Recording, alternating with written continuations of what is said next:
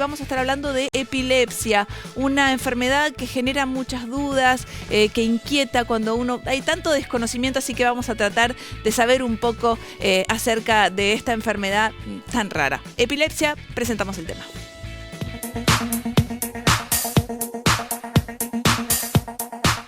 La epilepsia es uno de los trastornos neurológicos crónicos más frecuentes. Es provocada por un desequilibrio en la actividad eléctrica de las neuronas, cuyas descargas se vuelven desordenadas, bruscas y excesivas, ocasionando convulsiones recurrentes y crónicas que suelen dar lugar a consecuencias neurobiológicas, cognitivas y psicológicas. Puede afectar a cualquier individuo sin distinción de sexo, edad, raza, clase social o límites geográficos. Manifestarse en la infancia, adolescencia tardía o luego de los 65 años. En un 80% hay una respuesta adecuada a los fármacos antiepilépticos, pero el resto produce una resistencia al tratamiento. Esto se conoce como epilepsia refractaria. ¿Hay tratamientos alternativos para las personas que lo padecen? ¿Alguna dieta? ¿Qué tipo de cuidados debe tener una persona que padece esta enfermedad? ¿Qué se debe hacer cuando una persona tiene un ataque de epilepsia con convulsiones?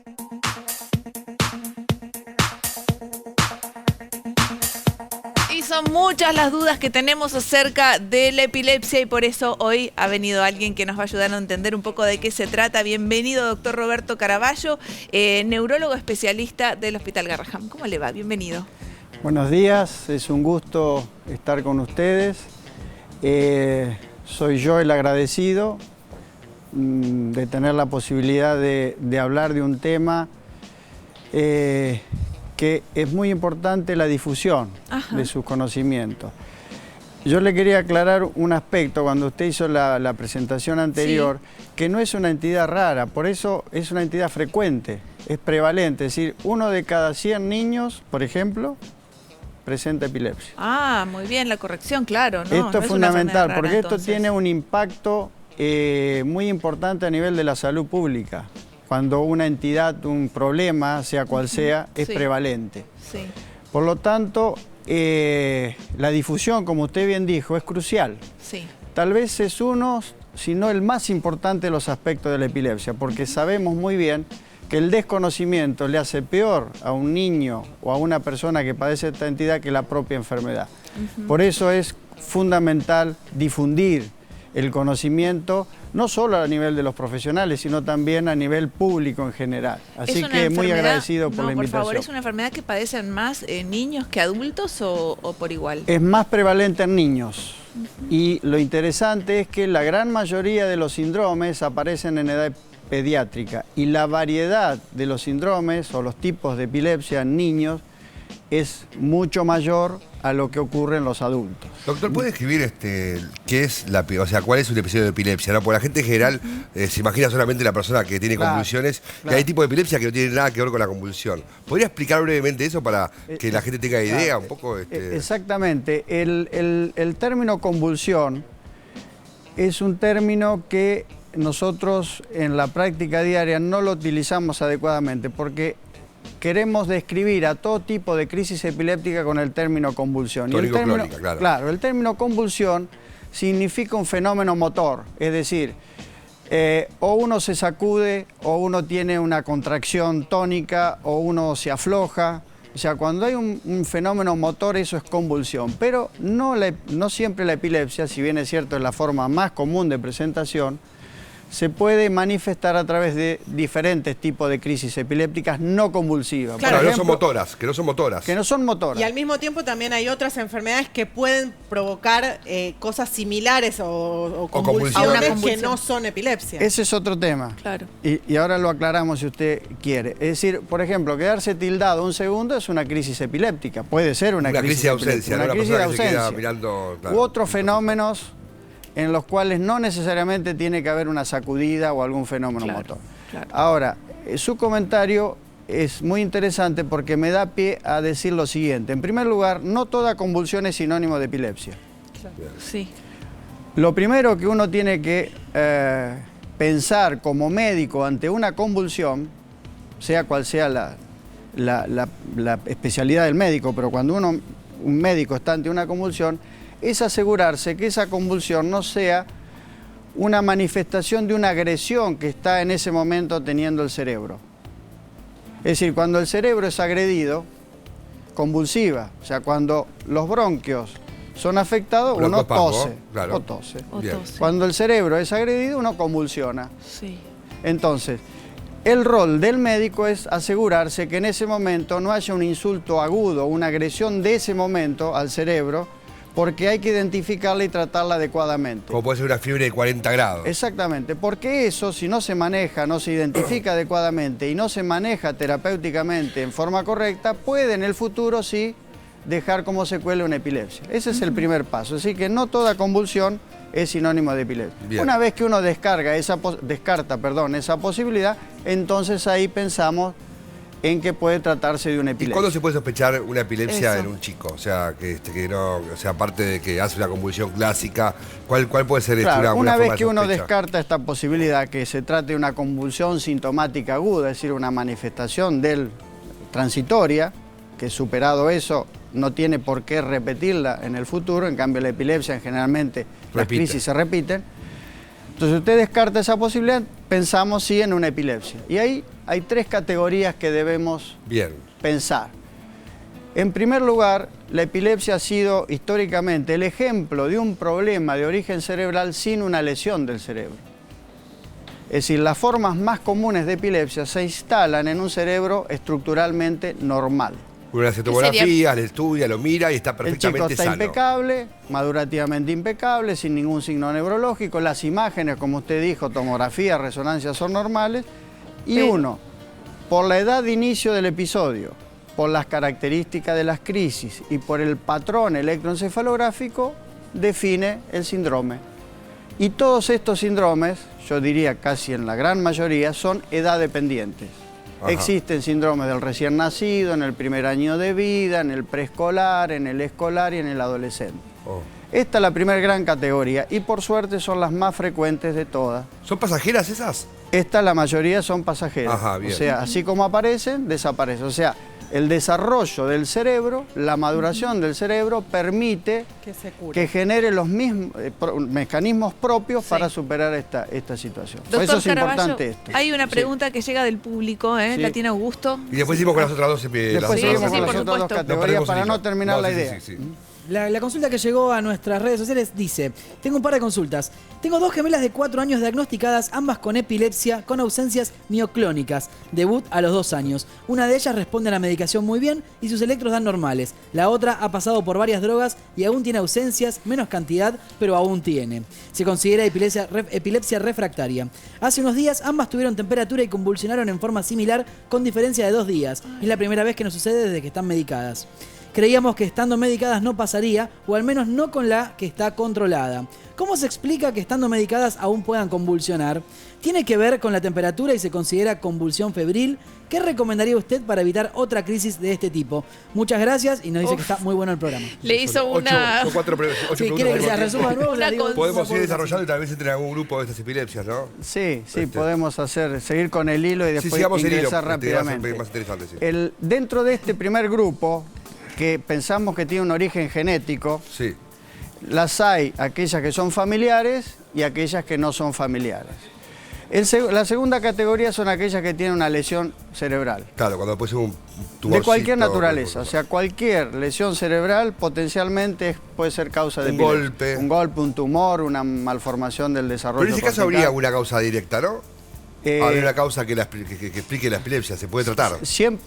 Siempre hay una causa, todas se pueden tratar, todas se pueden tratar. Acá el enfoque terapéutico puede ser diferente. Si usted tiene una lesión muy definida, que está en un lugar que no funcionalmente no es activo, usted puede resecar ese tumorcito, esa lesión y puede curar a la epilepsia. Bien. O sea, ese es el impacto, la importancia de este grupo. Y el tercer grupo, rápidamente, son aquellas de causa desconocida, que usted no la puede ubicar en ninguno de estos dos. ¿Pueden ser causas emocionales? No. No, siempre el cerebro, son fisiológicas. La epilepsia siempre viene del cerebro, es un problema biológico, orgánico. Ese concepto que No, pero igual no queda en duda al respecto. Algo importante que quiero aclararte, claro, que yo he tenido casos, por ejemplo, Doc, de casos de histeria, entre comillas, ¿no? Donde la persona simula una epilepsia. Esos son los diagnósticos diferenciales, que es el segundo aspecto en función de su pregunta. Claro. O sea, los síntomas episódicos, las crisis es el capítulo más importante de la neurología infantil. Y ahí usted tiene dos subcapítulos, los epilépticos y los no epilépticos. Claro, exacto. Pero ya eso es entrar en un terreno mucho más amplio. Pero eso responde su comentario. Digamos, con manifestaciones similares, pero que la causa no es la epilepsia. Claro, es decir, no toda convulsión es epilepsia y no todo episodio es epilepsia. Puede haber episodios no epilépticos. Y ahí definimos. Y es importante la consulta temprana, ¿no, Doc? Eso define un poco el pronóstico del paciente. Es fundamental. ¿Cómo es esto? Bueno, la detección precoz de algunos síndromes que tienen un impacto muy serio sobre el cerebro. Acá tenemos el grupo de las encefalopatías epilépticas. Las encefalopatías epilépticas son aquellos síndromes en donde el fenómeno epiléptico per se, ya sea las crisis y o el electroencefalograma, interfieren con un funcionamiento cerebral normal. Y eso lleva a un deterioro cognitivo, puede ser conductual, puede ser cognitivo, inclusive motor. Ese es el grupo más serio. O sea, puede dañar el cerebro. No sería el término dañar, lo afecta funcionalmente. Okay. Doctor, perdón, para diferenciar de las enfermedades progresivas, que es así, dañan el cerebro y pueden tener epilepsia, pero eso es otro grupo. La encefalopatía epiléptica es una epilepsia puramente epilepsia. Doctor Caraballo, usted dijo que nunca es emocional, que siempre esta enfermedad tiene que ver con algo que ocurre en el organismo, en el cerebro. Perfecto. ¿Tiene cura o tiene tratamiento? Bien, del 100% de niños con epilepsia, el 80% lo controlamos aproximadamente muy bien, de los cuales 60% remiten definitivamente. Sí. O sea que la gran mayoría, 80%... andan muy bien. Sí. Hay un 20% que son las que nosotros llamamos epilepsias de difícil control o refractarias. Sí. Y acá es el gran desafío que la medicina y nosotros en particular tenemos, porque son las situaciones más serias, más complicadas, donde hay un impacto muy importante en la calidad de vida del niño y de la familia. Que sería el que no responde correctamente a medicación, etc. Claro, que sería volviendo a la pregunta pregunta de que está tan interesada la gente que usted conteste. ¿Se acuerda de caso? Sí, ¿no? Claro. Sí. Es muy difícil dar una opinión precisa cuando uno no conoce los detalles del caso. Dos casos refractarios. Porque es difícil entender algunas cosas que se manifiestan. Difícil. Pero lo que podemos sintetizar es que son dos hermanos gemelos. Esto ya habla de un claro componente genético. Claro. La genética hoy avanza a pasos agigantados, no solo en toda la medicina, pero la epilepsia es uno de los temas que está en la mesa a nivel mundial relacionada a las cuestiones genéticas. Claro. Entonces, este sería una forma familiar, porque ya hay dos hermanitos gemelos. Pero uno responde bien y el otro no responde tan bien, decía. Perfecto. ¿No? Lo genético explica esto, o sea, explica muchas veces la gran similitud de la expresión clínica, o sea, de las crisis, y a veces la variabilidad en la expresión. Ah, mira. De hecho, hay síndromes... El fenotipo sería. Claro, exactamente, el fenotipo clínico. Hay síndromes epilépticos familiares en donde los integrantes de una familia pueden tener diferentes síndromes. Claro. Sí.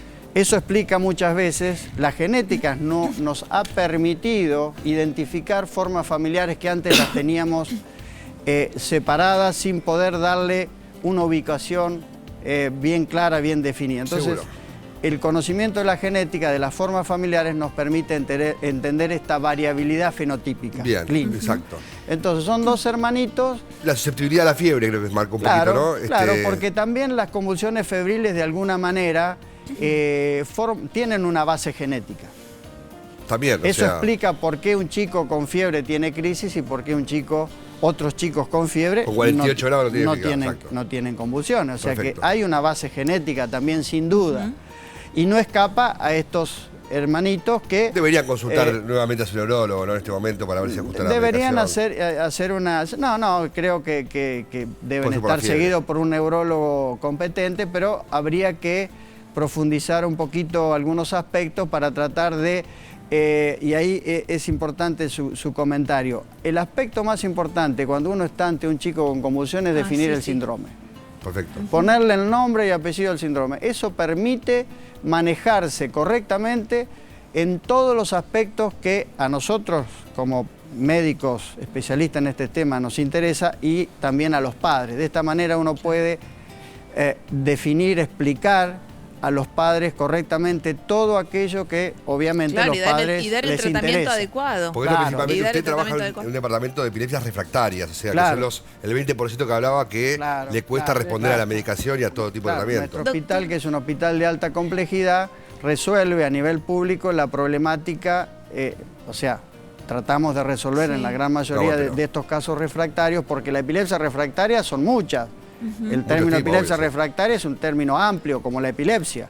Tenemos muchos síndromes, por eso es crucial identificar el síndrome. El nombre y apellido. Para a partir de ahí poder elegir el mejor tratamiento. Una consulta que llegó del público que la vas a explicar, ¿no? Preguntaba recién qué es una epilepsia mioclónica, ¿no? Una convulsión mioclónica, lo que explicábamos al principio. Es una de estas convulsiones. La mioclonía es una sacudida. Claro, una sacudida pero eso es muy normal, eso lo tiene mucha gente. Claro, pero porque están las mioclonías fisiológicas del sueño, que nos pasa a cualquiera de nosotros cuando ingresamos al sueño, que tenemos una sacudida. O cuando estamos durmiendo profundamente, tenemos sacudiditas. Claro. Pero caemos, ¿viste?